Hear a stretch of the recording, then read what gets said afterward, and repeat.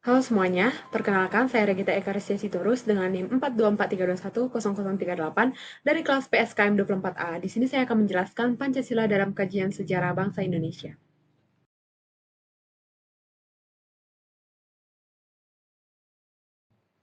Nah, yang pertama adalah pengertian dan pentingnya Pancasila dalam kajian sejarah bangsa Indonesia, di mana Pancasila adalah dasar negara atau pandangan hidup yang menjadi jati diri bangsa Indonesia. Yang kedua adalah kajian sejarah Pancasila membantu memahami proses terbentuknya identitas bangsa dan penting untuk melihat perjalanan ideologis bangsa dalam menghadapi penjajahan, kemerdekaan hingga perkembangan politik modern.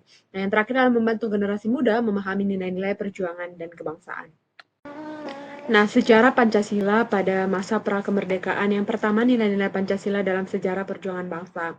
Ada nilai gotong royong yang dimana melibatkan musyawarah, toleransi, dan keadilan sosial sudah hidup dalam masyarakat Nusantara sejak zaman kerajaan.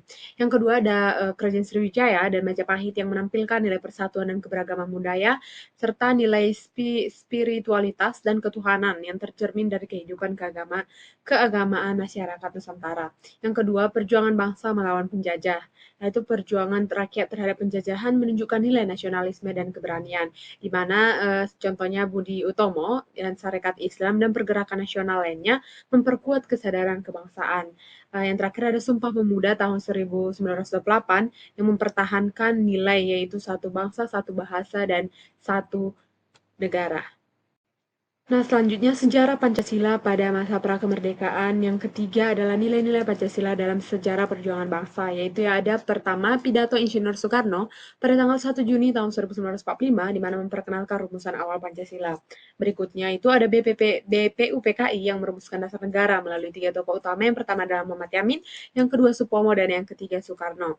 Yang ketiga ada Panitia 9 yang menyusun Piagam Jakarta pada tanggal 22 Juni tahun 1945 yang sekarang adalah sebagai dasar perumusan Pancasila. Dan yang terakhir pada tanggal 18 Agustus 1945, Pancasila disahkan dalam pembukaan Undang-Undang Dasar tahun 1945. Nah, selanjutnya ada sejarah Pancasila pasca kemerdekaan. Yang pertama, Pancasila era Orde Lama pada tahun 1945 sampai tahun 1966, yang dimana fokus pada upaya membangun negara pasca kemerdekaan. Yang kedua, Pancasila digunakan sebagai alat pemersatu bangsa. Yang ketiga, masa demokrasi liberal yang terpimpin memberi warna dalam penafsiran Pancasila. Dan yang terakhir ada Presiden Soekarno yang menekankan Pancasila sebagai ideologi revolusioner. Nah, sejarah Pancasila pasca kemerdekaan yang kedua adalah Pancasila di era Orde Baru pada tahun 1966 sampai 1998, yang dimana hal ini mencakup stabilitas politik menjadi fokus utama. Yang kedua, Pancasila dijadikan ideologi pembangunan nasional. Yang ketiga, sebagai pendidikan moral Pancasila atau PMP yang diperkuat. Dan yang terakhir adalah penerapannya cenderung formalistik dan top-down. Nah, berikutnya sejarah Pancasila pasca kemerdekaan yang ketiga, asas tunggal Pancasila, yang dimana diterapkannya pada Orde Baru berdasarkan TAP MPR nomor 2, garing MPR garing 1978. Nah, semua organisasi sosial politik wajib menjadikan Pancasila sebagai asas tunggal, di mana tujuannya untuk mencegah ideologi selain Pancasila berkembang. Dan kritik ini muncul karena dianggap membatasi kebebasan politik.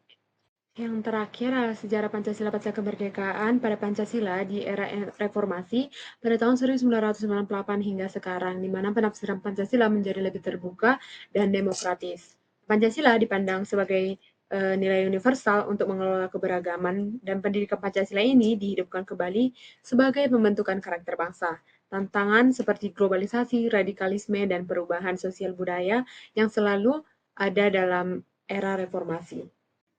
Nah, sekian penjelasan saya tentang Pancasila dalam kajian sejarah bangsa Indonesia. Terima kasih.